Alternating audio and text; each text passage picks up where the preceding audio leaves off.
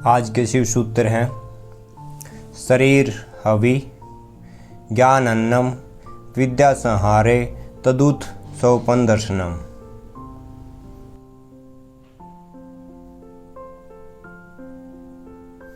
आज का शिव का पहला सूत्र है शरीर हवि। शिव कहते हैं धर्म के जगत में शरीर आहुति है। यज्ञ में जैसे आहुति डाली जाती है शुद्धता के लिए, वैसे ही आत्मा की शुद्धता के लिए धर्म यज्ञ में शरीर की आहुति को डाला जाता है। तब कोई मनुष्य आत्मा को पाता है।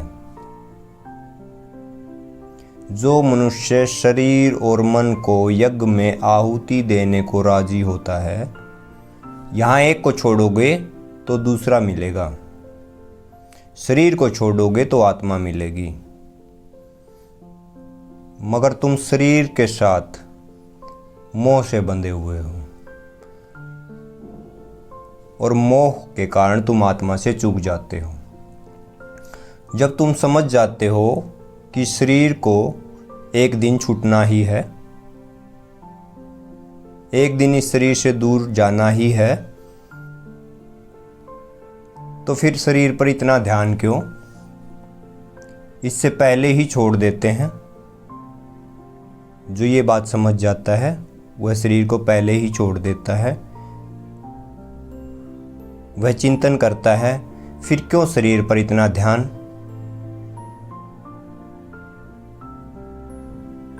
वह शरीर के चक्र में नहीं पड़ता। आत्मा को जानने के लिए शरीर का उपयोग किया जाता है, ना कि उसको पकड़ के बैठा जाता है। शरीर का उपयोग आत्मा को पाने के लिए एक साधन के तौर पर किया जाता है।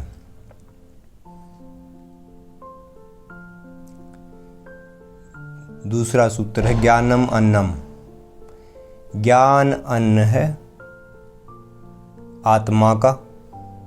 जैसे भोजन अन्न है शरीर का, वैसे ही ज्ञान ध्यान विवेक भोजन है आत्मा का।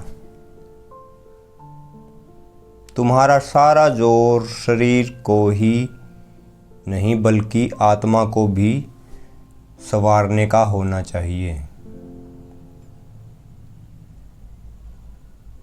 जब तुम आत्मा को संवारते हो तब तुम ज्ञान को उपलब्ध हो जाते हो। फिर ज्ञान ही तुम्हारा अन्न हो जाता है, ध्यान ही तुम्हारा अन्न हो जाता है।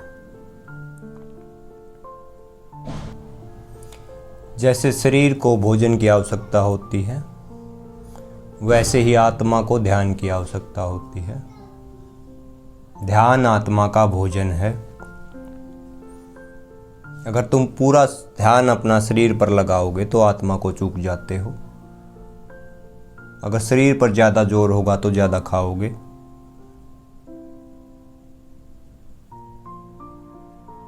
ज़्यादा खाओगे, ज़्यादा भोजन करोगे तो तुम सुस्ती में चले जाओगे। एक सम्यक भोजन तुम्हें चुस्त बनाता है और ज़्यादा भोजन तुम्हें सुस्त बनाता है। इसी कारण धर्मों में उपवास का जिक्र होता रहा है, ताकि तुम्हारा भोजन और शरीर दोनों से ध्यान हटे, तुम तुम्हारी आत्मा को भी महसूस कर सको।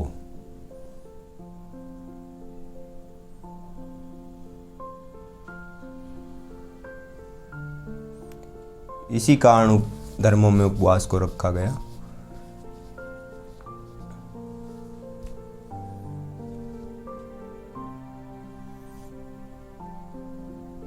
ताकि ध्यान में तुम अपनी ऊर्जा को ऊपर उठा सको, तुम्हारी चेतना ऊपर उठ सके। ध्यान से चेतना ऊपर उठती है, तुम्हारी ऊर्जा ऊपर उठती है और आलस्य में तुम्हारी ऊर्जा नीचे गिरती है। तो शिव कहते हैं ज्ञान अन्न है आत्मा का।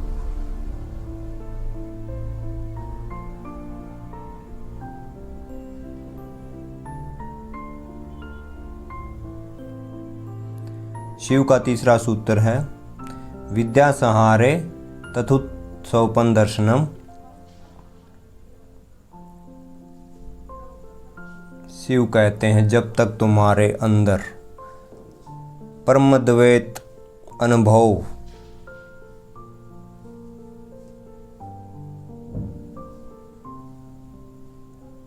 रूप का उदय नहीं होता, तब तक तुम सौपन अर्थात विकल्पों का तुम्हें दर्शन होता रहेगा। एक योगी विद्या को ही पाने में अपना जीवन लगा देता है, और जिस योगी की सारी शक्तियाँ परम अवस्था को पाने में हो जाती हैं,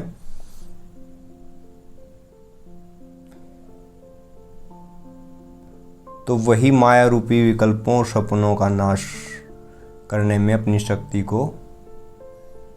शक्ति का उपयोग कर पाता है। फिर योगी की जो चित्त शक्ति है वह नेक रास्ते पर होती है।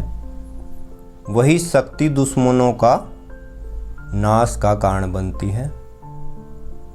तुम्हारे दुश्मन कौन कौन है?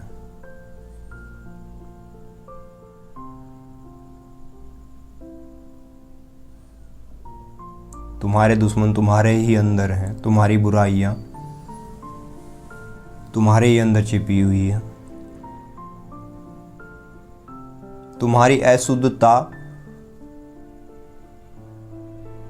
वो वासनाएं जो तुम्हें अंधा करके रखती हैं, तुम्हें इतना अंधा करके रखती हैं कि तुम कीचड़ में रहते हो और तुम्हें वो कीचड़ भी स्वर्ग दिखाई पड़ता है। देखो आज दशहरे का दिन है। आज लोग दशहरा मना रहे हैं, मनाते हैं। सभी लोग रामायण के रावण को फूंकने में लगे हैं।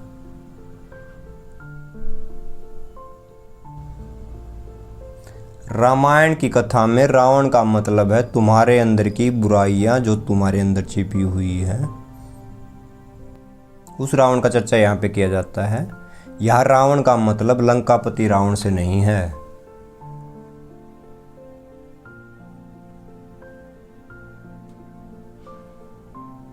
धर्म तुम्हें समझाने के लिए है। तुम यहां भी चालबाजियां करते हो, तुम दूसरे को ही फूंकने में लगे हो।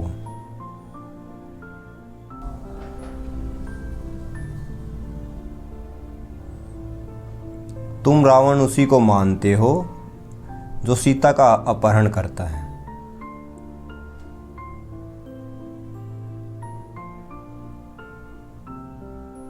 बुराइयां तो जगत में और भी हैं। चोरी है, बेईमानी है, झूठ बोलना है, हिंसा है। रावण का मतलब है इन सब का दहन करना है जो सबके अंदर है। जब तुम अपने अंदर के रावण को मार गिराते हो तब पटाखे बजाना। यहाँ शास्त्र दूसरों के बारे में ही खबर नहीं करते, यहाँ शास्त्र तुम्हारे बारे में भी खबर करते हैं। थोड़ा सा चेतो।